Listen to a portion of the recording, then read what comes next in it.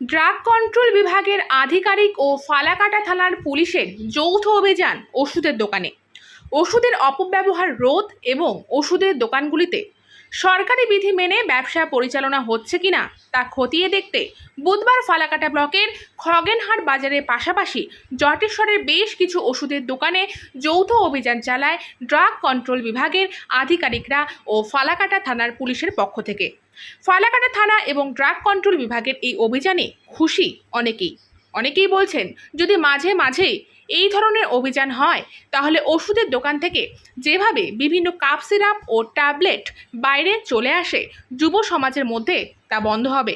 ফালাকাটার কিছু প্রবীণ নাগরিক বলেছেন, অনেক ওষুধের দোকানে আইনকে বুড়ো আঙুল দেখিয়ে ওষুধ বিক্রি করছে, তাদের বিরুদ্ধে অবিলম্বে ব্যবস্থা নেওয়া উচিত। এছাড়া যে সমস্ত ল্যাবরেটরি রয়েছে সেই সমস্ত ল্যাবরেটরির গুণগত মান, ল্যাব টেকনিশিয়ান, ডক্টর সব কিছু দিকে নজর দেওয়া হবে। তার পাশাপাশি দেখা উচিত যে সমস্ত সরকারি ডাক্তার বেসরকারি প্রতিষ্ঠানে এসে চিকিৎসা চালাচ্ছে তারা কতটুকু আইনকে মান্যতা দিচ্ছে সেটাও নজর দেওয়া বাধ্যতামূলক। আনাচে কানাচে যে সমস্ত চিকিৎসক নিজেকে ডাক্তার হিসেবে পরিচয় দিচ্ছে তাদের রেজিস্ট্রেশন নাম্বার ও শিক্ষাগত যোগ্যতার মান দেখলে অনেকেই ভুয়ো ডাক্তারের চিকিৎসার হাত থেকে বেঁচে যাবে। আবার যে সমস্ত ব্যক্তিরা নিজেকে আয়ুর্বেদিক ডাক্তার বলছেন তাদের প্রতি নজর দিলে হয়তো অনেক মানুষ অকাল মৃত্যুর হাত থেকেও বেঁচে যাবে।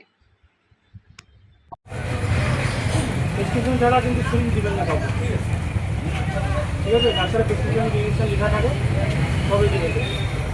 একটা ইঞ্জেকশন দিবেন, একটা